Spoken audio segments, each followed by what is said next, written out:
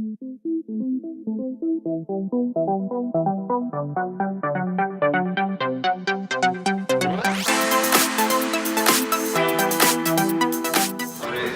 ausencia del modelo principal agente en la relación ciudadana, política y Estado y sus implicaciones para la política latinoamericana, evidencia del barómetro del capital social y el proceso de paz en Colombia en la contabilidad política.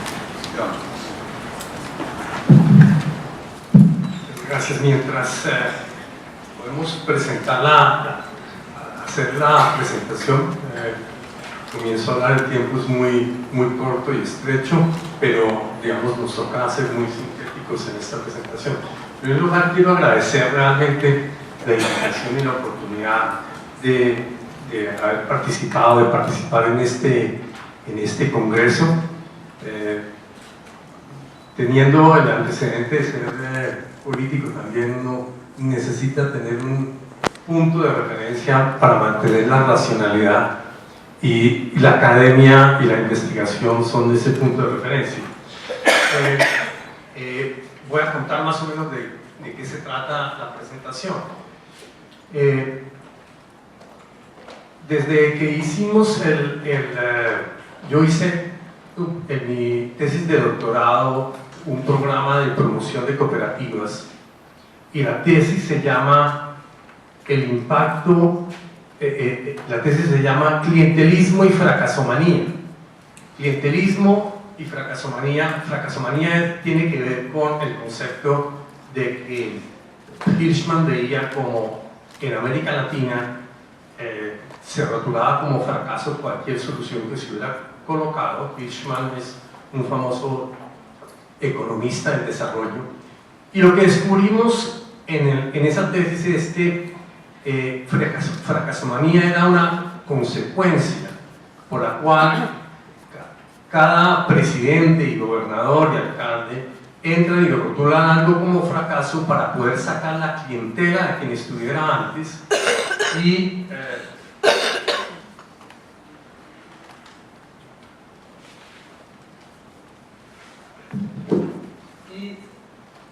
seguimos.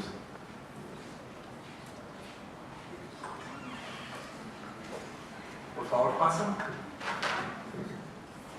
Entonces, básicamente es esto, el tema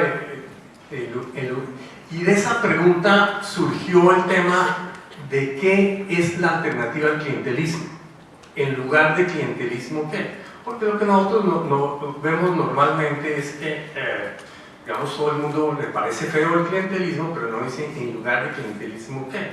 Esa es una pregunta que me ha tomado más o menos 30 años tratar de resolver. Y esto tiene entonces que ver con el clientelismo. No es un problema de un vicio personal o una actitud individual, sino que es un producto del sistema electoral, y esa es la base central de esta presentación. Cómo el sistema electoral determina que un sistema sea clientelista, y respectivamente cuál sea la voluntad de cualquier participante en la arena política. Obviamente, digamos, esto tiene que ver con la ausencia de una concepción en la representación.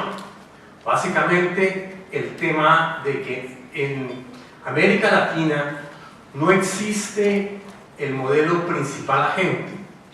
El modelo principal agente es que hay una colectividad de ciudadanos, lo que en Estados Unidos llaman constituency, una comunidad de ciudadanos que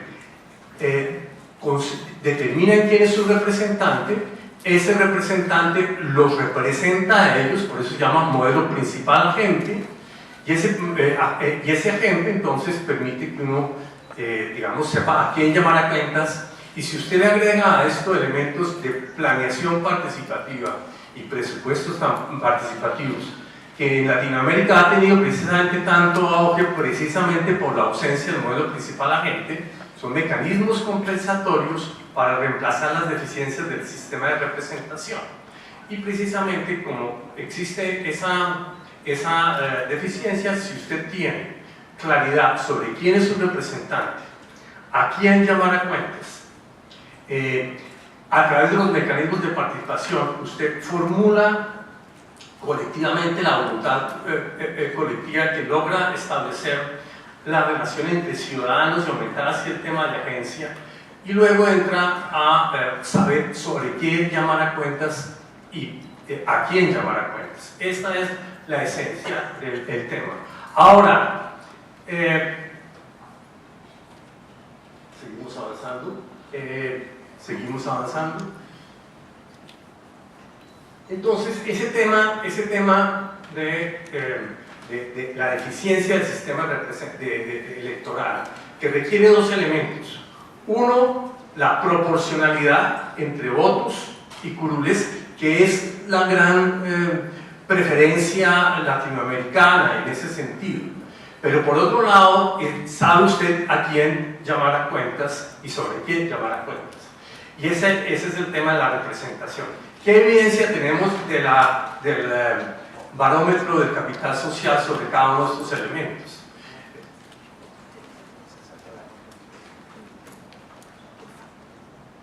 En el barómetro del capital social nosotros medimos esas 10 dimensiones. La hemos medido en Colombia desde 97, 2005, 2011. Nos preparamos para el año tal de volverlo a medir. Son 10 dimensiones, y aquí tal vez lo que nos interesa ilustrar son 10 dimensiones que crean 3 factores. Capital social, la confianza institucional, el control indirecto del Estado es otro factor, y Fenoval. Fenoval es un verdadero descubrimiento que hemos tenido, y nosotros ahora en medio de la crisis que produjo el no al plebiscito, Fenoval se vuelve mucho más importante porque es la que nos permite identificar, digamos, permite que el electorado sea completamente manipulable, como efectivamente nos sucedió en este caso. ¿Qué temas nos interesan acá? La relación entre relaciones horizontales y participación en política. Esa es la esencia. Ahí se descubrió aquí en México en los años 50 qué era clientelismo, qué eran relaciones patrón-cliente, la falta de relaciones horizontales. Aquí, para integrarse a la parte política, usted tiene que perder las relaciones horizontales. Y claro, lo que sucede a nivel de la comunidad, para llamarlo de alguna manera, es que el faccionalismo entre facciones políticas rompe las relaciones horizontales. Eso está diseñado en el sistema. Luego tenemos otros temas que nos llaman mucho la atención, que son el tema de participación política,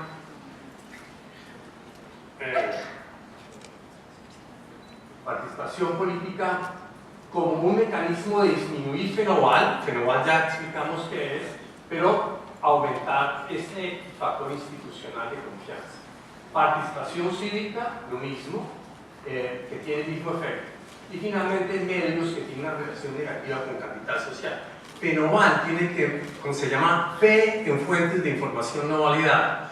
O sea, uno creer en una fuente de información, en este caso los medios, sin que uno tenga el mecanismo social para validar. Digamos, el proceso de construcción social de la realidad es un proceso social, no es un proceso objetivo. Y en ese sentido, cuando usted está aislado, personalmente, pues entonces tiende a creer en los medios. Sigamos. Vamos a pasar muy rápidamente por la evidencia que tenemos, por favor. Sociedad civil. ¿Qué ha pasado con la sociedad civil? La participación cívica en Colombia. Tenemos una medida del 97, 2005 y 2011. Lo que hemos tenido es una caída del 50% de la participación cívica, un proceso de desmovilización social, en buena medida, producido, en estos procesos, y que ha sido alrededor de cada una de las organizaciones. Sigamos. Entonces, ahí el tema de participación cívica ha caído tan dramáticamente que inclusive antes que formaba parte del capital social ha bajado el umbral tan fuertemente que ya ni siquiera forma parte del capital social. Por favor. Esa sociedad civil además ha aumentado el número de personas que no pertenecen a ninguna organización, Y como las organizaciones religiosas sí han permanecido, entonces la sociedad se ha, digamos, ha perdido secularización. Ha perdido secularización con todos los significados que eso tiene en términos de racionalidad colectiva y, digamos así, de modernización, como se mide en la encuesta mundial de valores y tal. Digamos. El tema de los mecanismos de participación que se vuelven central para este caso, porque teóricamente, como decíamos, los mecanismos de participación son una, digamos, son la otra parte de la democracia. Tenemos la democracia representativa, la democracia participativa, y en este caso la participativa. Colombia estrenó una constitución en el 91 y aquí vemos la evolución de sus mecanismos. En este momento se estaban descubriendo, se estaban comenzando a desarrollar, subió y bajó y está hoy en día prácticamente al mismo nivel, es decir, que se perdieron 25 años de evolución, en buena medida por decisiones gubernamentales, hay que decirlo. Durante el gobierno de Uribe se desmovilizó la sociedad y lo vimos exactamente, precisamente en este caso, digamos. Y luego está el tema del eslabonamiento legislativo, que es el que estamos haciendo, que es el tema central del modelo de representación, el modelo principal agente. Porque usted puede, lo importante aquí, según como ustedes pueden ver ahí, está que esto se ha medido. Normalmente nosotros tenemos una queja, pero aquí preguntamos a la gente, votó en cada uno de los cuerpos legislativos, desde el local hasta el Senado, votó, recuerda por cuál candidato votó, sabe si salió elegido, y luego se le pregunta a la gente cuál de esos representantes lo representa mejor. Los resultados son bastante, digamos, pobres en el sentido de que hubo una evolución en un sentido, la línea inicial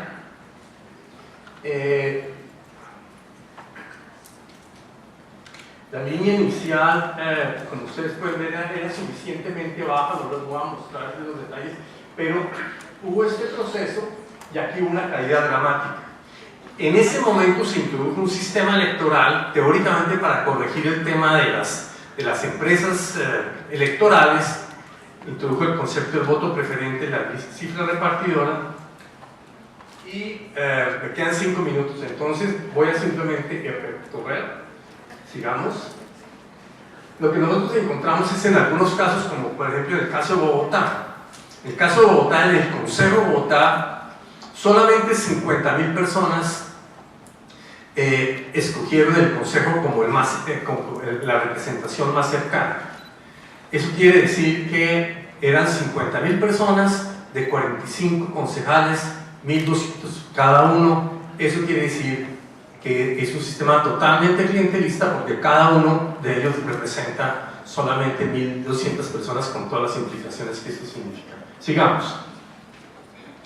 Es decir, lo que tenemos cortado nosotros completamente es este sistema. Toda la parafernalia de la rama legislativa no tiene representación. Los ciudadanos no saben ni a quién llamar a cuenta ni cómo llamar a cuenta. Sigamos. Y el problema está, sigamos. El sistema electoral en Colombia es supremamente, está el voto preferente o la lista cerrada. Usted tiene una lista que presenta cada partido, la gente marca un número y el partido, y eso produce una gran cantidad de votos no marcados y votos anulados, cerca del 14%. Son unas cifras realmente muy impresionantes. Sigamos. Entonces, ante esto nosotros hemos propuesto un sistema de distritos uninominales, donde usted para cada elección, cada partido presenta un candidato. Entre otras cosas, en México es muy interesante, porque ustedes tienen distritos uninominales, pero no pueden reelegir, que es el principal mecanismo de premiar o castigar, digamos, la buena gestión de un representante. Entonces, digamos, el mecanismo del principal agente está roto. Todo esto lo pueden leer en el artículo. De aquí entonces la gente vota por uno, el ganador gana, representa la totalidad de los participantes, de los miembros de esa comunidad, que son comunidades de 300, 400 mil habitantes. Pero este sistema tiene el problema de, como en Estados Unidos y en Inglaterra, tiende a castigar a las minorías, porque los votos de los demás que ganaron se pierden. Entonces lo que hacemos es, en la parte proporcional de este, que elegiría solo el 40%, se suman los votos de los perdedores y de una lista cerrada y ordenada que presenta cada partido se elegiría el voto por 40%. Entonces, así al final, este mecanismo logra mejorar el tema de proporcionalidad que en un sistema como el de Inglaterra o Estados Unidos tiende a castigar las minorías, y de esta manera las minorías tendrían la opción, digamos. Entonces es la diferencia del tarjetón de hoy en día, que usted marca algo y un número frente a uno, usted claramente sabe con quién, y además usted conoce los representantes del territorio y sabe cuál es su trayectoria. ¿Cuál es el contraste fundamental para responder la pregunta de en lugar de clientelismo qué hay? En este sistema electoral, la ciudadanía, a través de la planeación participativa y presupuestos participativos, se genera racionalidad colectiva, porque la gente se entera cuántos recursos hay y qué hay que priorizar, y colectivamente definen eso. Ese es el... ok. Lo otro es la rendición de cuentas. Aquí es fundamental, se habla mucho de la rendición de cuentas. Entonces usted lo que puede hacer en la rendición de cuentas es poner una página web y echa un cuento, donde, como ustedes saben, el problema no es que uno eche el cuento, sino quién mira la página. Entonces, lo que hace usted aquí es estructurar una audiencia que dice, este es mi representante, ya él lo voy a seguir. Y entonces, él lo puede llamar a cuentas, porque se sabe quién lo llama a cuentas, sobre qué lo llama a cuentas, y ante quién tiene que rendir el cuentas. La relación principal agente está determinada porque efectivamente existen los habitantes de todo un territorio y el representante es su agente. Y los partidos políticos en este caso se fortalecen considerablemente por la mezcla entre los grandes gurús del partido a nivel general en la lista cerrada, con la relación con la problemática de cada distrito electoral. Entonces además crea un incentivo muy grande para que todos los partidos tengan interés en participar en cada uno de los distritos electorales, porque los votos que consigan de todos modos no se pierden. Si es Cámara de Representantes, por ejemplo, esa circunscripción electoral para el sistema, la parte proporcional es la región, y en el Senado es el país completo. Sigamos. Entonces, esta es la idea de la propuesta que nosotros hacemos, es crear el círculo virtuoso. ¿Qué es el círculo virtuoso? Que estamos alrededor de los conceptos de planeación participativa y presupuestos participativos. Lo que nosotros siempre hablamos en cada uno de estos congresos, la maravilla que representa la idea de la planeación participativa. Lo que encontramos aquí es cómo unir las dos cosas. No es un antagonismo entre la democracia participativa y la democracia representativa, es una manera de crear una sinergia, un círculo virtuoso entre las dos cosas, de tal manera que tengamos una ciudadanía que define y prioriza qué quiere ver y saber sobre qué hacer control social. El representante gestiona la voluntad colectiva de los ciudadanos, controlan que así lo haga. Se materializa la rendición de cuentas. En español no existe una palabra para accountability. En sueco no existe una palabra para clientelismo. Y eso quiere decir mucho. Cuando usted no lo tiene en el lenguaje, es que no existe el concepto en la mente de la gente. Entonces aquí se materializa este fenómeno, se genera una estructura de articulación de la sociedad civil, de lo local hasta lo nacional, se crea una estructura parsimoniosa, Esto es muy importante porque lo que tenemos hoy en día, por lo menos en Colombia, es que se han generado tantos mecanismos de participación que simple y llanamente la gente queda perdida y no sabe que hay. Parte de los acuerdos de paz trataban de referirse a ese tema y la ley estatutaria de participación le pone esta tarea del Consejo Nacional de Participación. Y esto entonces genera una gobernabilidad, una legitimidad, una racionalidad que se aumentan y crean un círculo vicioso donde la ciudadanía adquiere un nuevo poder para que sus representantes rindan cuentas y haya un incentivo importante de la relación entre los ciudadanos para determinar qué es lo que ellos consideran su bien común. Muchas gracias. Hola, muy buenos días.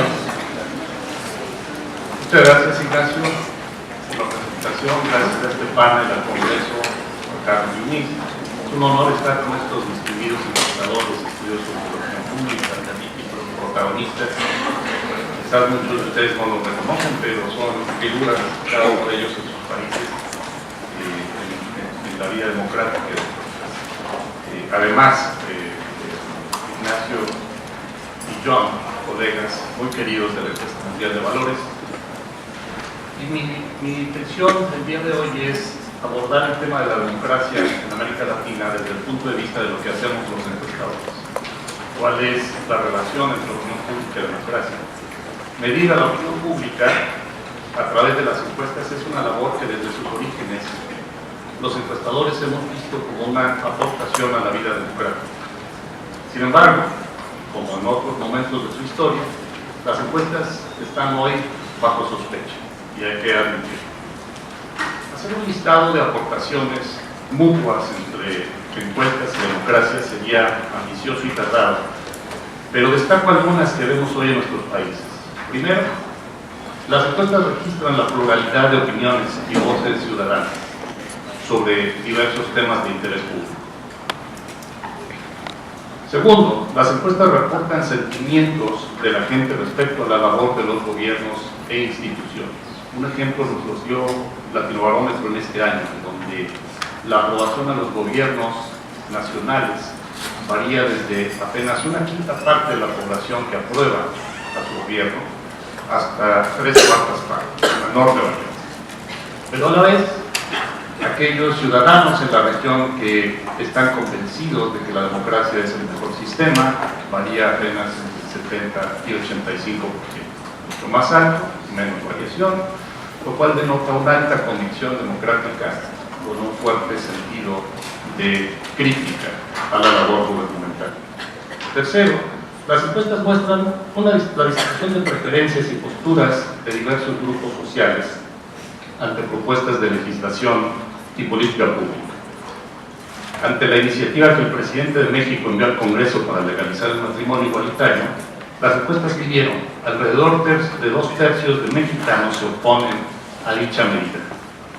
Pero entre los jóvenes menores de 30 años, los millennials, muchos aquí presentes, el apoyo es mayor al 50%. Cuarto, las encuestas captan las reacciones públicas a los mensajes y conducta de los líderes políticos. No he visto aún una encuesta, pero me da curiosidad cómo ha reaccionado la sociedad en este estado a la intención de exportar a aquellos que tienen esa intención de matrimonio a Saltillo. Quinto, en una de sus facetas más protagónicas, durante los procesos electorales las encuestas miden puntualmente el apoyo o rechazo a las opciones que compiten. Asisten la información periodística y el análisis durante las campañas y de manera muy importante, no hay que olvidarlo, guían las decisiones de los partidos y de los candidatos para definir tanto candidaturas como propuestas, mensajes, para detectar sus fortalezas, sus debilidades, en todo intento por ganar apoyo en las urnas. A casi 2 años de distancia ya vemos las encuestas sobre intención de voto en 2018 y nos permiten delinear distintos escenarios, pero sobre todo también empezar a ver lo que piensan ciertos subgrupos poblacionales. Por ejemplo, la tercera parte de mexicanos que tienen un teléfono inteligente expresan preferencias políticas muy distintas a quienes no tienen. Estas diferencias, que en otra parte de este mismo congreso, en otro panel, llamaremos smartphone cleavage, tienen implicaciones fundamentales para las nuevas formas de hacer campañas para ganar a la generación de millennials, por supuesto, usuarios naturales de Facebook. Las bases técnicas, científicas, probabilísticas y replicables de las encuestas les han provisto de la efectividad para documentar con un alto grado de confiabilidad los estados de ánimo de la opinión pública, pero también las encuestas pesan políticamente no porque sean un fin en sí, sino porque han sido capaces de articular y de hacer efectiva en la arena política, para tomar un término prestado de Philip Connors, a la opinión pública. Si las encuestas aportan a la democracia es porque han sido capaces de dar forma, sentido, significado a la opinión pública y a sus diversos grupos. Y como bien sabemos, la opinión pública es un factor vital en la democracia. Como dije, sin embargo, las encuestas están bajo sospecha en varios contextos. Se dice que las encuestas hoy, más que contribuir a la vida democrática, como alguna vez lo hicieron, hoy les resultan dañinas. Algunos críticos han sentado a las encuestas en el banquillo de los acusados, testifican en su contra, denuncian sus fallas, señalan sus sesgos, subrayan los intereses que las mueven y en los casos más sofisticados argumentan que las metodologías ya no son adecuadas, ya que no logran captar a las sociedades cambiantes de hoy. Algunos pregonan que las encuestas están en una fase terminal, por lo que no es conveniente ya pedirles que sigan asistiendo las necesidades de información que la democracia requiere. Las encuestas de opinión pública y sobre todo las electorales tienen un historial de amor y odio con el público informado que las consume, que las reporta, que las discute. Las encuestas, sabemos, son fuentes primordiales de información, recursos imprescindibles de la vida electoral, contenidos de primera plana de los diarios, pero se respetan hasta que se equivocan. Entonces se vuelven blanco de ataque y objeto de desdén. Si aciertan, cumplieron. Si fallan, las embiste la crónica de una muerte anunciada. Pero no sin antes condenarlas. La sentencia de culpabilidad procede por lo regular sin un juicio justo y ante un jurado pasional, que en esta era Facebook, Twitter y de otras redes puede ser viral. ¿Qué hacer? Un foro como este, el 7º Congreso Latinoamericano de Opinión Pública, el WAPO, es el sitio ideal para hacer una profunda reflexión acerca de la labor que hacemos los encuestadores en los diversos países de la región. Durante estos días discutiremos encuestas, resultados, análisis, teorías, hallazgos, tendencias, innovaciones técnicas, metodológicas, cambios sociales, realineaciones políticas, evaluaciones de políticas públicas, uso de medios, uso de nuevas tecnologías, conducta del votante, participación ciudadana, confianza, desconfianza, hipótesis, series de tiempo y demás cosas que nos encontramos en el programa. Mientras escuchamos las presentaciones de nuestros colegas, quisiera invitar a que reflexionemos. ¿Estamos aportando o no a la democracia con nuestras encuestas en nuestras respectivas sociedades? ¿O estamos dañando la salud democrática con nuestras estimaciones y sus distintas interpretaciones? En un artículo publicado en la revista New Yorker, noviembre de 2015, Jill Lepore lanzó la siguiente acusación: las encuestas están arruinando la democracia. Cito: las encuestas nunca han sido más influyentes y nunca han sido menos confiables que ahora. Dejo la cita. Como si se tratara de reproducir las aventuras del joven Harón en las novelas de Salman Rushdie, Lepore sugiere que los candidatos en su ruta a una elección deben atravesar hoy por un mar de encuestas, un mar que es más profundo y más oscuro que nunca. Donald Trump, dice, es una criatura de ese mar. La metáfora deja muy clara la impresión de que el mar de encuestas es peligroso. El navegante enfrenta crecientes olas de rechazo, torrentes de no cooperación que debilitan la representatividad y la solidez de los navíos muestrales. Esto afecta a los instrumentos y, por supuesto, los mapas de navegación. Los resultados no reflejan un universo completo, solamente uno observable bajo condiciones adversas. Las filtraciones de votantes probables, como las de agua, añaden riesgos, dice Lepore, ya que si bien sirven para mejorar pronósticos electorales, anulan a porciones importantes de la opinión pública que deciden no expresarse en la urna y que por ello no dejan de ser importantes. Las encuestas van con la brújula descompuesta, con la vela rota, y en el peor de los casos con navegantes poco habilidosos para enfrentar aguas desconocidas. Lepore señala el fracaso de las nuevas prácticas metodológicas que combinan modalidades de entrevistas, telefonía móvil e internet, pero sobre todo se pone énfasis en lo notable de las fallas para prever o pronosticar resultados electorales.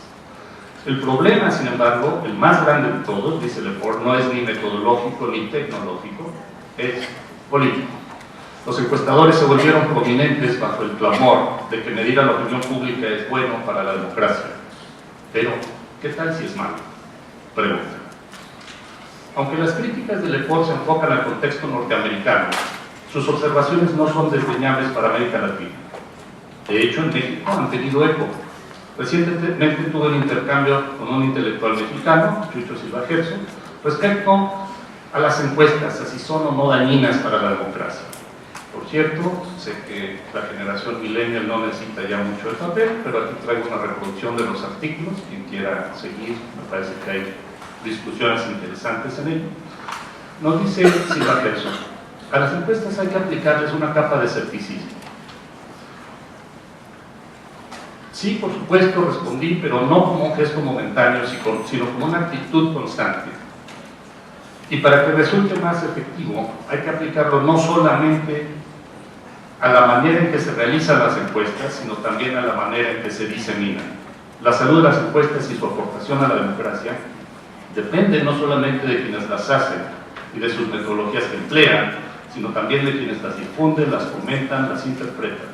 La cultura de encuestas incluye su hechura, pero también su lectura. El intercambio periodístico tocó un segundo punto. Admitamos que las encuestas están en crisis. Por supuesto, claro que sí. Pero no podemos quedarnos ahí. Tenemos que discernir qué tipo de crisis es, cuándo empezó y, lo más importante, cómo podemos salir de ella. En mi respuesta formulé por lo menos 4 tipos de crisis. De credibilidad, derivada de las fallas de estimación en elecciones y plebiscitos. Metodológica, en la que debemos preguntarnos si las encuestas deben o no adaptar sus metodologías a diversos factores de cambio. Una tercera que tiene que ver con una crisis de identidad, en la que muchos encuestadores no están seguros del todo de cuál es su labor, y una crisis existencial derivada del Lepore, en la que las encuestas comienzan a ser rebasadas por una nueva especie de medición de opiniones y conductas, la nueva ciencia de datos, según la llaman. A simple vista, la crisis de credibilidad se atiende con un aceptable desempeño de las encuestas electorales, pero no es tan sencillo. La regla con la que se mide el desempeño es asimétrica. La precisión y el acierto se olvidan pronto, son discretos. La imprecisión y el error abren heridas que tardan en cicatrizar, en gran parte porque la crítica la sigue abriendo de vez en cuando. En su reciente biografía de los hermanos Wright, precursores de la aviación, David McCullough narra los distintos intentos de prueba y error que los hermanos llevaron a cabo una y otra vez para poner su maquinaria en vuelo de manera sostenida. En una de tantas pruebas, uno de los hermanos logró elevar su avión por unos momentos para luego caer de manera violenta al suelo. Disipado el polvo y los temores, el piloto repasó cada momento, cada acción, cada pieza mecánica, llegando a la siguiente conclusión. La aeronave funcionó bien, no falló ningún mecanismo, el clima era propicio, el viento favorable, las condiciones óptimas. Conclusión. El inventor piloto se dio cuenta de que para volar exitosamente el aparato necesitaba un elemento adicional al buen funcionamiento mecánico y al clima favorable: la habilidad y pericia de quien va sentado en los controles. Máquina y habilidad humana eran forzosamente un dueto inseparable para enfrentar el viento en un clima favorable y eventualmente en uno menos favorable. No dudo que los encuestadores al mando de sus encuestas tienen la habilidad y la pericia, el entrenamiento y la voluntad de que sus estudios vuelen apropiadamente. Pero no está por demás una revisión integral. No sobra revisar metodologías, pero también habilidades de vuelo. El año pasado, las fallas de las encuestas aquí en Nuevo León para la contienda para gobernador, las fallas fueron notables. Tuve oportunidad de hablar con encuestadores cuyos datos erraron de manera significativa el resultado y pocos sabían exactamente por qué. Si tuviera que hacer todo de nuevo en Nuevo León, lo haría exactamente igual, me dijo uno de ellos. La profesión de encuestas se ha venido adaptando a nuevas circunstancias, a nuevos retos, y como muchos sabemos, a vientos cada vez más desfavorables. Es responsabilidad nuestra como investigadores reconocer la capacidad de vuelo de nuestras encuestas y hacer los ajustes necesarios, tanto al motor como al diseño, como a nuestras propias habilidades. Las encuestas aportan valiosamente a la democracia, pero es posible que para desempeñarse a la altura pueda necesitar afinación, mantenimiento, cambio de piezas. Su esencia es conocer la opinión pública por la vía de hacer preguntas a una muestra probabilística de una población de interés. Las formas, métodos, técnicas, logísticas, prácticas, costos y otros aspectos que las hacen posibles son diversos y son cambiantes. Para quienes las hacemos, es fundamental tomarlos en cuenta. Para quienes las consumen, fundamental reconocer sus tiempos, sus características y sus alcances. Termino con una breve reflexión que se suma al anterior ejemplo del piloto que enfrenta nuevas condiciones de vuelo. El equipamiento incluye el conocimiento de instrumentos, sus habilidades, sus horas de vuelo, su capacidad y voluntad de innovación, optimización de recursos humanos y presupuestales, pero también su apego a los principios éticos y de transparencia, al marco regulatorio vigente, y no hay que olvidarlo, adherirse a un código de conducta responsable ante la sociedad, ante los tomadores de decisiones, ante los clientes, los donadores y ante la propia investigación de la opinión pública. Cualquiera que sea la crisis de encuestas, enfrentarla requiere compromiso con la producción de datos útiles, precisos, exactos, transparentes y replicables. Por esa vía, con esa ruta, es que las encuestas y los encuestadores seguirán brindando un valioso apoyo a la vida democrática. Muchas gracias. Muchas gracias, Alejandro. Muchas gracias a todos ustedes. Voy a hablar de eso que dice Alejandro y también un poquito de las encuestas. Voy a empezar por una perspectiva de largo plazo. Inicialmente, cuando surgió en este mundo, la democracia representativa estaba sostenida en lo que podemos llamar el lado de la oferta. Había un principio fundamental que definía la democracia, el principio de la decisión de la mayoría. Pero no se suponía, estamos hablando de 2 siglos atrás, que los individuos que decidían eran ni demasiado autónomos ni muy independientes. De hecho, la política se fue estructurando sobre la base de partidos. La palabra partido, que deriva de partes, lo dice todo. Esas partes, que eran los segmentos en los que una sociedad se dividía y se estructuraba, eran concebidas con fundamentos supraindividuales y muy estables. No se suponía que uno cambiaba de parte en una sociedad fácilmente. Paulatinamente emergió como una parte del sistema la prensa. Los medios de prensa tornaron a la democracia mediática. Fue un cambio muy importante. En ese contexto, muchos años después, apareció la percepción de que existía algo que se llamó opinión pública. La teoría de la opinión pública emerge en estas sociedades ya democráticas y ya mediáticas. Y siempre estuvo envuelta en 2 visiones muy centrales y contrapuestas. La teoría de la opinión pública. Una llamada, hace ya bastantes décadas, conocidamente como la teoría de la aguja hipodérmica. Los medios de prensa inoculaban información y formaban opiniones de manera casi automática. Y la otra era la teoría de los efectos atenuados, donde los medios de prensa formaban opinión de forma indirecta, interactuando mucho con los públicos. Pero lo cierto es que los medios de prensa eran una parte fundamental del sistema. Y eran pura oferta. No hay nada más pura oferta que un medio de prensa, un diario, un canal de televisión. El auditor está, el público está pasivamente recibiendo los mensajes que emite el medio. De hecho, llegó a decirse en la teoría política que la democracia contenía 3 principales soportes: la política, los políticos, las organizaciones políticas, la opinión pública y los medios de prensa. Pero la aparición de la opinión pública en este sistema revalorizaba el papel de la demanda, de personas que toman decisiones autónomamente. Bueno, esto fue lo que vivimos, yo diría, hasta recientemente. Ahora irrumpe la revolución digital y trae consigo su criatura, que son los medios interactivos. Esto es nuevo. Se decía que los últimos siglos, 5 siglos, fueron los siglos de la galaxia Gutenberg. Esto lo definió Marshall McLuhan hace unos cuantos años. Bueno, ahora estamos entrando a otro mundo, a otra galaxia, será la galaxia de Internet. Es otro mundo. Hay una explosión participativa, sin canales estructurados, y en todas partes se constata que los electorados se tornan volátiles, fluidos, inestables. Son dos fenómenos que ocurren y coexisten. La erupción de los medios interactivos y la volatilidad de la opinión pública. Yo digo que la tentación de asociarlos causalmente es muy grande. Todos pensamos en esos términos, cada vez más se vuelca más esfuerzo de investigación a tratar de vincularlos. Esto de las nuevas formas de comunicación a través de medios interactivos, la volatilidad de la opinión pública, parecen tener algo que ver entre sí. Eso se piensa.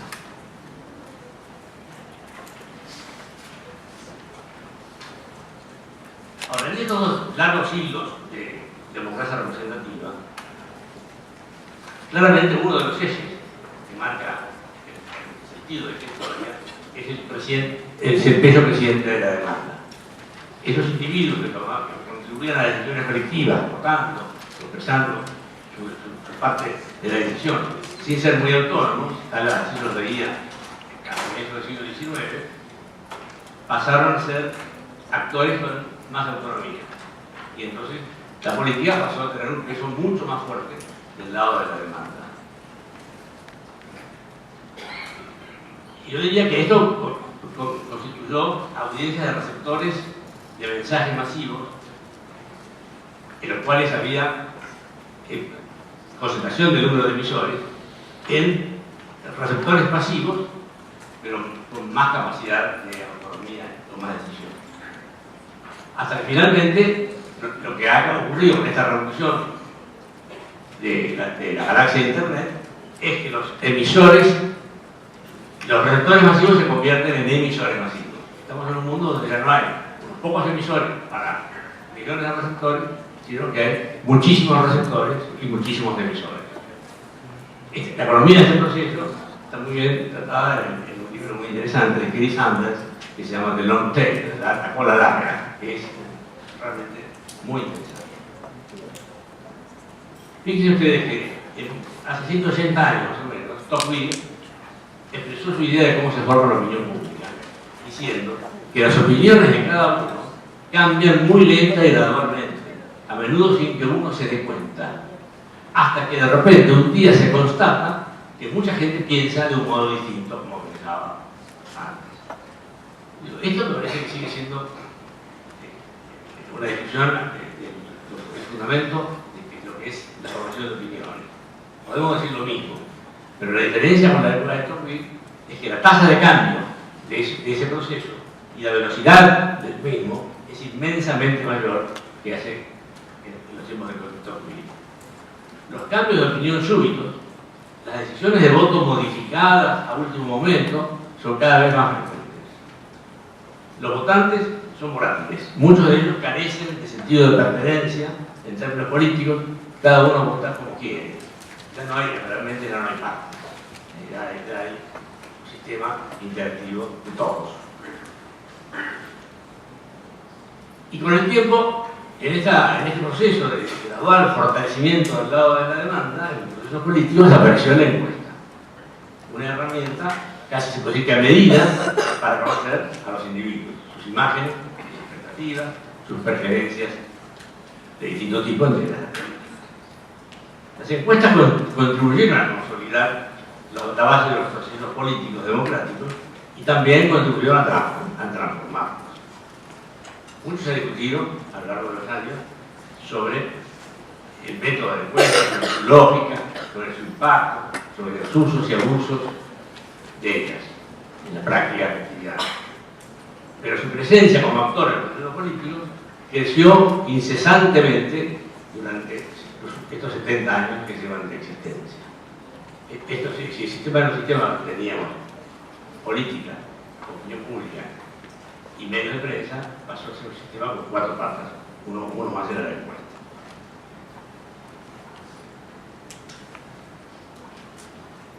Ahora, esa democracia estaba esencialmente sostenida en una clase política protagónica, partidos políticos centrales, y un papel protagónico de los medios de prensa y por lo tanto de los periodistas, pasó a ser una democracia que tuvo ese protagonista de la encuesta y los expertos en ella y los investigadores de la opinión pública y los consultores en el arte de intervenir sobre la opinión pública como otro soporte.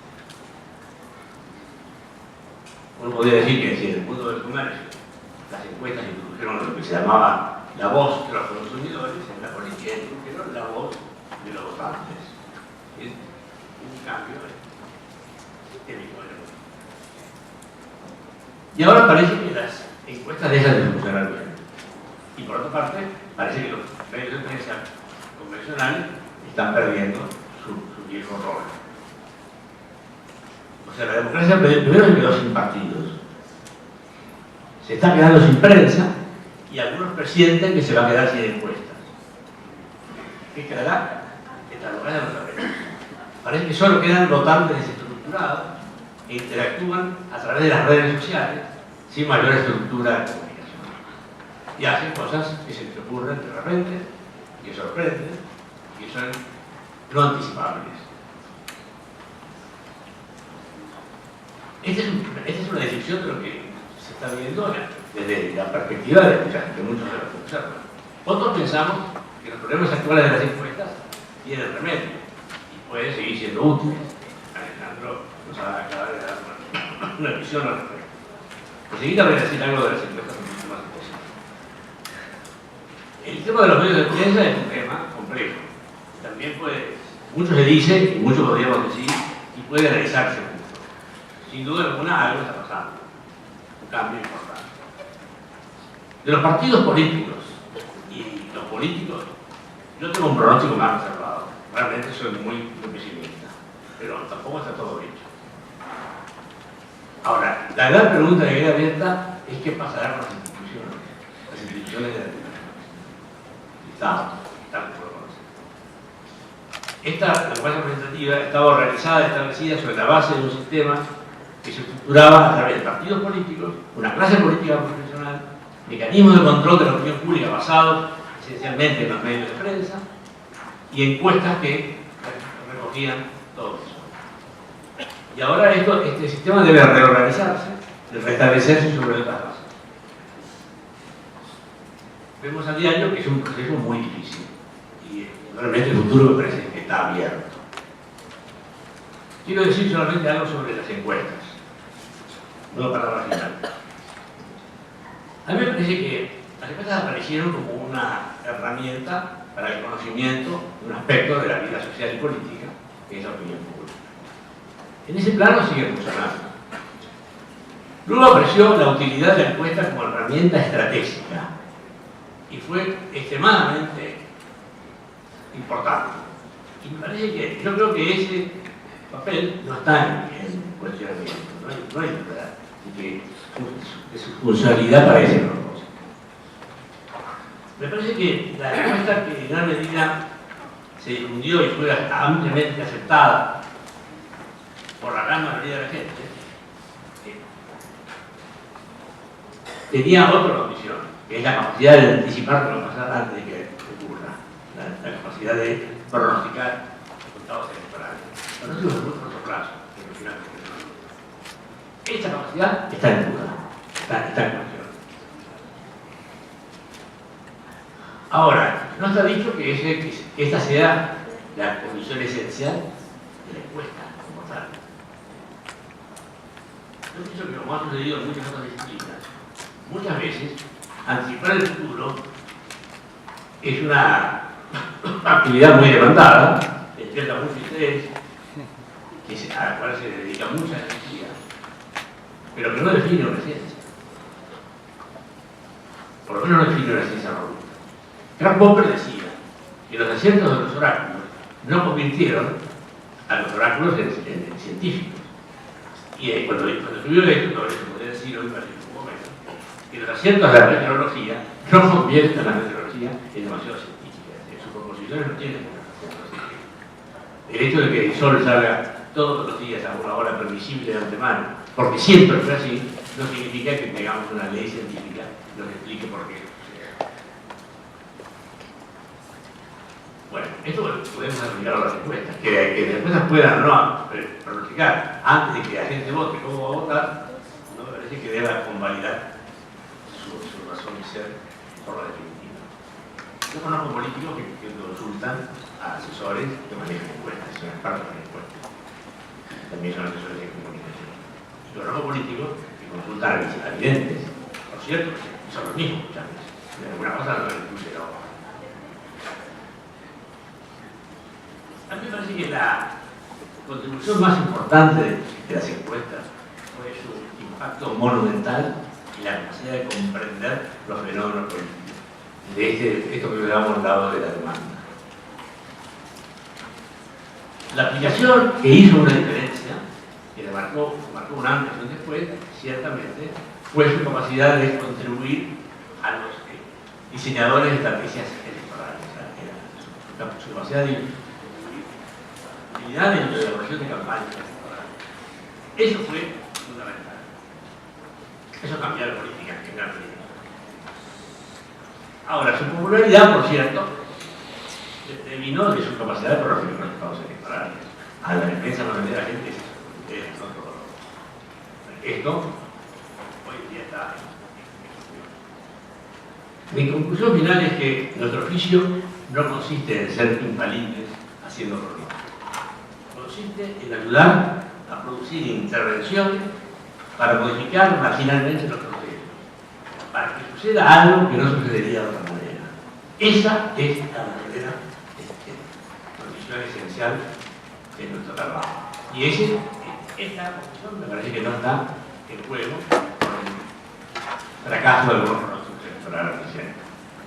Vamos al doctor Carlos Muñiz, presidente de Way por Latinoamérica, a quien nos acompaña a hacer la entrega de un reconocimiento a cada uno de nuestros panelistas por la ponencia que nos acaba de presentar. A los invitados les pide mantenerse en su lugar, previo a que se darán unas indicaciones al momento de concluir este evento.